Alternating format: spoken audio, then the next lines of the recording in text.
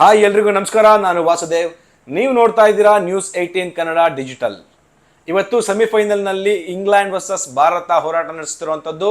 ನಿನ್ನೆ ನಡೆದ ಮೊದಲನೇ ಸೆಮಿಫೈನಲ್ನಲ್ಲಿ ಈಗಾಗಲೇ ಸೌತ್ ಆಫ್ರಿಕಾನ ಮನೆಗೆ ಕಳಿಸಿ ನ್ಯೂಜಿಲೆಂಡ್ ಫೈನಲ್ಗೆ ಲಗ್ಗೆ ಇಟ್ಟಿದೆ. ಇದರ ಬೆನ್ನಲ್ಲೇ ಇವತ್ತು ಎರಡನೇ ಸೆಮಿಫೈನಲ್ ನಡೀತಾ ಇರುವಂಥದ್ದು. ಭಾರತ ಒಂದು ವೇಳೆ ಇವತ್ತೇನಾದರೂ ಗೆದ್ರೆ ಖಂಡಿತವಾಗಲೂ ನ್ಯೂಜಿಲೆಂಡ್ ಮೇಲೆ ಗೆಲ್ತಾರೆ ಅನ್ನೋ ಮಾತುಗಳು ಕೇಳಿ ಬರ್ತಿರುವಂಥದ್ದು. ಇದಕ್ಕೆ ನಾವು ಇತಿಹಾಸವನ್ನ ನೋಡಿದ್ರೆ 2022ರಲ್ಲಿ, 2024ರಲ್ಲಿ, 2026ರಲ್ಲೂ ಕೂಡ ಸೆಮಿಫೈನಲ್ನಲ್ಲಿ ನಮಗೆ ಎದುರಾಳಿ ಆಗಿರುವಂಥದ್ದು ಇಂಗ್ಲೆಂಡ್ ತಂಡ. ಇದನ್ನ ನಾವಿಲ್ಲಿ ಗಮನಿಸಬೇಕು. ಯಾಕಂತಂದ್ರೆ 2022ರಲ್ಲಿ ಇಂಗ್ಲೆಂಡು ಸೆಮಿಫೈನಲ್ನಲ್ಲಿ ಭಾರತವನ್ನ ಸೋಲಿಸುತ್ತೆ, ಕಪ್ ಎತ್ತಿ ಹಿಡಿಯುತ್ತೆ.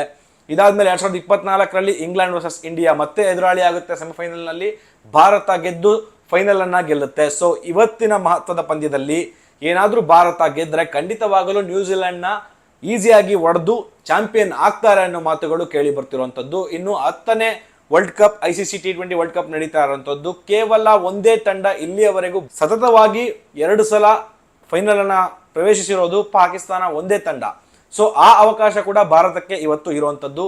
ಇವತ್ತೇನಾದ್ರೂ ಭಾರತ ಗೆದ್ರೆ ಸತತ 2ನೇ ಬಾರಿಗೆ ಬ್ಯಾಕ್ ಟು ಬ್ಯಾಕ್ ಫೈನಲ್ ಪ್ರವೇಶಿಸಿದ ಮತ್ತೊಂದು ತಂಡ ಅನ್ನೋ ಹೆಗ್ಗಳಿಕೆಗೆ ಪಾತ್ರ ಆಗುತ್ತೆ. ಇನ್ನು ಟೀಮ್ ನಲ್ಲಿ ಏನೆಲ್ಲ ಬದಲಾವಣೆಗಳು ಮಾಡಬೇಕು ಅಂತ ನೋಡೋದಾದ್ರೆ, ಅಭಿಷೇಕ್ ಶರ್ಮಾ ಅವರ ಕಳಪೆ ಫಾರ್ಮು ಟೀಮ್ ಇಂಡಿಯಾ ಅಭಿಮಾನಿಗಳಲ್ಲಿ ಆತಂಕ ಮೂಡಿಸಿರುವಂತದ್ದು. ಕಳೆದ ಪಂದ್ಯದಲ್ಲಿ ಸಂಜು ಸ್ಯಾಮ್ಸನ್ ಅಬ್ಬರಿಸಿ ಬೊಬ್ಬಿರಿತಾರೆ. 90+ ರನ್ಗಳನ್ನ ಹೊಡೆದು ಟೀಮ್ ಇಂಡಿಯಾ ಗೆಲುವಿಗೆ ಕಾರಣ ಆಗ್ತಾರೆ. ಇದಾದ ನಂತರ ಕೂಗುಗಳು ಕೇಳಿ ಬರ್ತಾನೆ ಇದೆ, ಸ್ಯಾಮ್ಸನ್ ಅನ್ನೇ ಮುಂದುವರಿಸಿ ಓಪನಿಂಗ್ಗೆ ಕಳಿಸ್ಬೇಕು, ಅಭಿಷೇಕ್ ಶರ್ಮಾ ಬೇಡ ಅನ್ನೋ ಮಾತುಗಳು ಕೇಳಿ ಬರ್ತಾ ಇದೆ. ಈಗಾಗಲೇ ರವಿಶಾಸ್ತ್ರಿ ಅವರು ಕೂಡ ಬೇಡ ಅಭಿಷೇಕ್ ಶರ್ಮಾ ಅವ್ರನ್ನ ಅನ್ನೋ ಮಾತುಗಳನ್ನ ಹೇಳ್ತಾ ಇದ್ದಾರೆ. ಯಾಕಂದ್ರೆ ಕಳಪೆ ಫಾರ್ಮಿಂಗ್ ಇದೆ.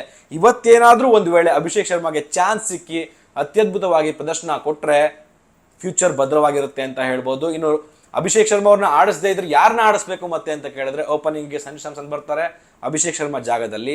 ಅದರ ನಂತರ ಡೌನ್ ಆರ್ಡರ್ ಏನಿದೆ ಅಲ್ಲಿ ರಿಂಕು ಸಿಂಗ್ ಬೇಕಾಗ್ತಾರೆ.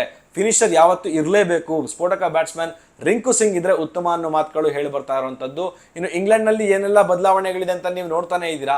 ಇವತ್ತಿನ ಪಂದ್ಯ ಯಾಕೆಷ್ಟು ಮಹತ್ವ ಪಡ್ಕೊಳ್ಳುತ್ತೆ ಅಂತ ಈಗಾಗಲೇ ಹೇಳಿದೀವಿ. ನೀವು ಈ ಬಾರಿಯ ವರ್ಲ್ಡ್ ಕಪ್ ನಲ್ಲಿ ಟೀಮ್ ಇಂಡಿಯಾದ ಪರ್ಫಾರ್ಮೆನ್ಸ್ ನೋಡ್ತಾ ಬಂದ್ರೆ ಎಲ್ಲರೂ ಉತ್ತಮವಾಗಿ ಆಡಿದ್ರ ಅನ್ನೋಂಥ ಪ್ರಶ್ನೆಯನ್ನ ಮೂಡ್ಬರುತ್ತೆ. ಯಾಕಂತಂದ್ರೆ ಕೆಲವು ಪಂದ್ಯಗಳಲ್ಲಿ ಬರೀ ಬ್ಯಾಟ್ಸ್ಮನ್ ಕೆಲವು ಬೆರಳಿಕೆ ಬ್ಯಾಟ್ಸ್ಮನ್ಗಳು ಸ್ಕೋರ್ ಮಾಡ್ತಾರೆ, ಉಳಿದವರು ಬೀಳ್ತಾರೆ. ಸೌತ್ ಆಫ್ರಿಕಾ ವಿರುದ್ಧ ನಡೆದಂತಹ ಲೀಗ್ ಮ್ಯಾಚ್ ನಲ್ಲಿ ನಾವು ನೋಡಿದ್ವಿ ಏನೆಲ್ಲ ಆಯ್ತು ಅಂತ. ಆ ಒಂದು ಟಾರ್ಗೆಟ್ ಅನ್ನ ರೀಚ್ ಮಾಡೋದ್ರಲ್ಲಿ ಭಾರತದ ಬ್ಯಾಟ್ಸ್ಮನ್ಗಳು ತಡ್ಕಾಡಿದ್ರು. ಇವತ್ತು ಕೂಡ ಅಂತ ಪರಿಸ್ಥಿತಿ ನಿರ್ಮಾಣ ಆಗುತ್ತಾ? ಯಾಕಂದ್ರೆ ನಿನ್ನೆ ಬಲಿಷ್ಠ ಸೌತ್ ಆಫ್ರಿಕಾ ವಿರುದ್ಧ ನ್ಯೂಜಿಲೆಂಡ್ ಅಬ್ಬರಿಸಿ ಬೊಬ್ಬಿರಿದೆ.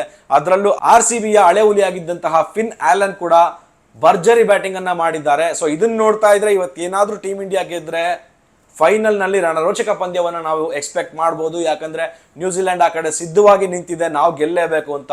ಈ ಕಡೆ ಟೀಮ್ ಇಂಡಿಯಾ ಫೈನಲ್ಗೆ ಹೋದ್ರೆ ಹೇಳ್ತೀವಲ್ಲ, ಹುಲಿ ಸಿಂಹ ಕಾದಾಟ ಮಾಡ್ದಂಗೆ ಇರುತ್ತೆ. ಇದು ಆಗ್ಲಿ ಅಂತ ಅಭಿಮಾನಿಗಳು ಹೇಳ್ತಾ ಇದ್ದಾರೆ. ಇವತ್ತು ಟೀಮ್ ಇಂಡಿಯಾದ ಯಾವ ಬ್ಯಾಟ್ಸ್ಮನ್ ಅಬ್ಬರಿಸ್ತಾರೆ ಅಂತ ನಿಮ್ಗನ್ಸುತ್ತೆ ಅನ್ನೋದನ್ನ ಕಮೆಂಟ್ ಮಾಡಿ ತಿಳಿಸಿ. ಮತ್ತೆ ಸಿಗೋಣ ಮುಂದಿನ ವಿಡಿಯೋದಲ್ಲಿ. ನಿರ್ಭೀತ, ನಿಷ್ಪಕ್ಷಪಾತ, ವಿಶ್ವಾಸಾರ್ಹ ಸುದ್ದಿಗಳಿಗೆ ಮತ್ತೊಂದು ಹೆಸರಾಗಿರೋ News18 ಕನ್ನಡ ಈಗ ಆಪ್ನಲ್ಲೂ ಲಭ್ಯ ಇದೆ. ದಯವಿಟ್ಟು ಇಲ್ಲಿರೋ QR ಕೋಡ್ ಅನ್ನ ಸ್ಕ್ಯಾನ್ ಮಾಡಿಕೊಂಡು ಆಪ್ ಡೌನ್ಲೋಡ್ ಮಾಡೋದಕ್ಕೆ ಮರಿಬೇಡಿ. ನಿಮ್ಮ ಬೆಂಬಲ ಹೀಗೆ ಸದಾ ನಮ್ಮೊಂದಿಗಿರಲಿ. ಧನ್ಯವಾದ.